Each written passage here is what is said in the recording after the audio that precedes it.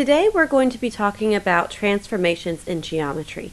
The three that we'll look at are translations, reflections, and rotations. All three of them are similar in one very important aspect, and that's that they're all isometric. Now, isometric sounds like a big scary word, but it's really not that bad if you understand what it means. All it means is that the figure that you're working with under any of those transformations are always going to preserve their same size and their same shape.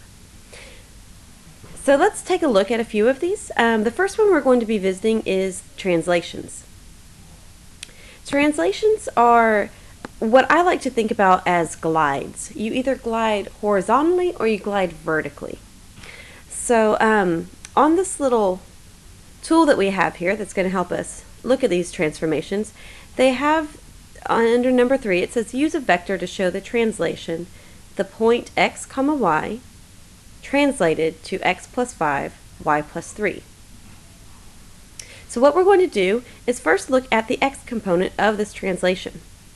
As it deals with the x's, it stands to reason that that's going to be a horizontal shift because your x-axis is a horizontal line. If it says x plus 5, as this one does, or plus 3, or really any value, you're going to be moving in the positive direction. So if you think about this as an xy plane, plus 5 is going to move 5 in the positive direction, so that would be 5 to the right. So let's take our point U, that's going to help us move our figure, and we're going to count over 5 places in the positive direction along our horizontal. So that would be 1, 2, 3, 4. And so if this translation is correct, as I said it was isometric, then each point should have moved the exact same amount. Let's check a couple of them. Let's look at point D right here in the center.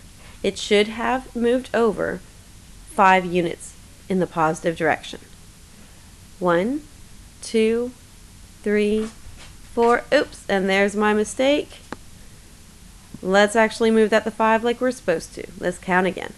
1, 2, 3, 4, and 5. So it did. But like I said, it's isometric, which means that it's going to preserve the same size and the same shape. And it can only do that if all these points have moved the exact same amount. So let's look at point E. It should have also moved 5 units to the right. 1, 2, 3, 4, 5. And so that works. And if you want to take the time, you are more than welcome to, and you can just check a few of these points. Just make sure they all move the exact same amount. That's what preserves the same size and the same shape. Now that we've done our x component of the translation, we need to look at the y component. Now this is telling us y plus 3.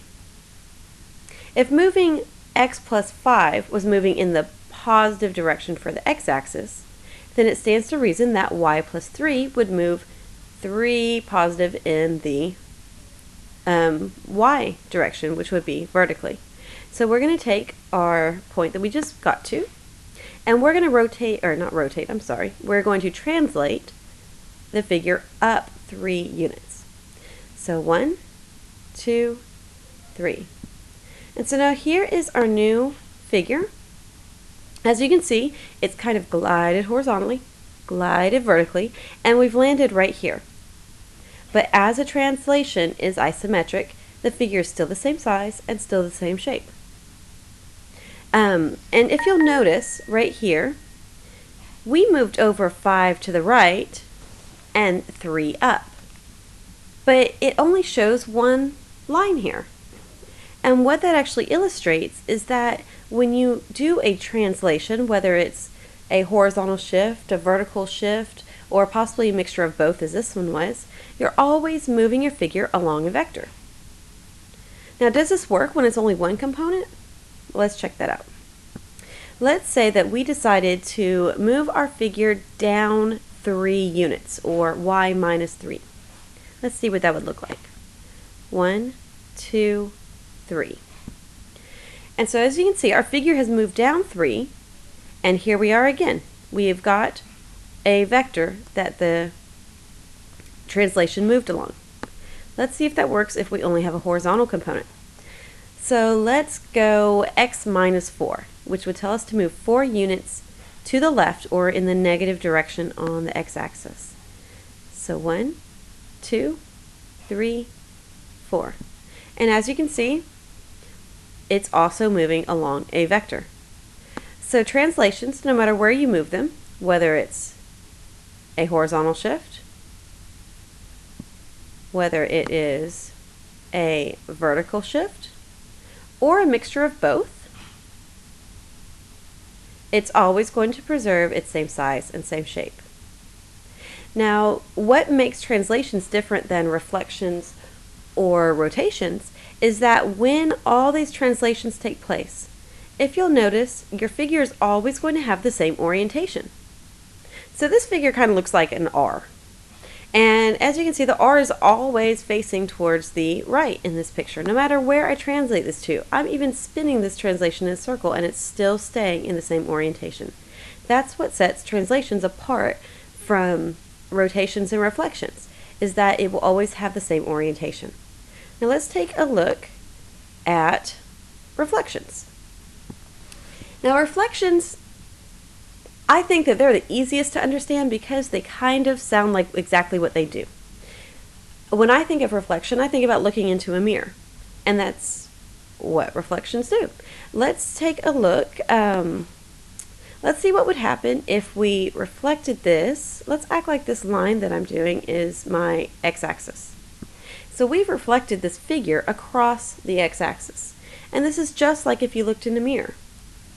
Now with a translation, if we translated this figure to be under the previous figure, it looks the same with the same orientation like we just discussed. But with a reflection, it flips it or reflects it across the line. Let's see if this would be the same if we reflect it across the y-axis.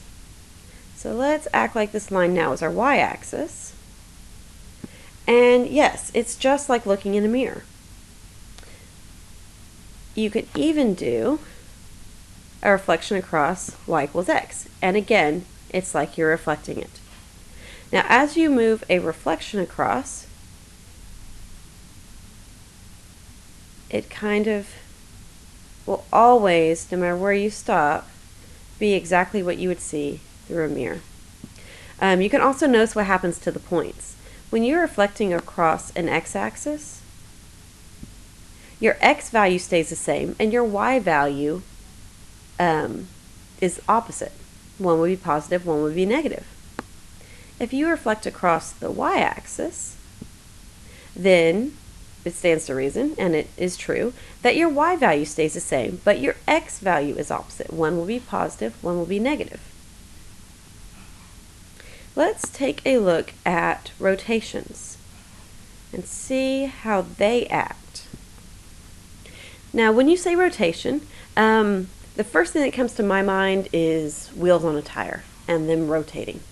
And rotations bring up pictures of circles. And that would help you a lot when you're thinking about rotations. Rotations are all about moving in a circular motion. And just a quick reminder, when you're talking about rotations and quadrants in geometry, you count the quadrants counterclockwise. And same goes for degrees. As you go around the circle in math, positive degrees go counterclockwise. So as we look at this, that's important to remember. So let's see how our figure acts if we rotate it 90 degrees. So 90 degrees is going to stop right here. So it almost looks like it's been flipped on its side. And that's because if you'll notice, as we do these rotations, point E is always going to be equidistant from the center. And so if it went in any other way, the E is not going to be equidistant. Now let's look again when we were up top with the translation. When it's right below it, or in the third quadrant, let's pretend this was the second quadrant.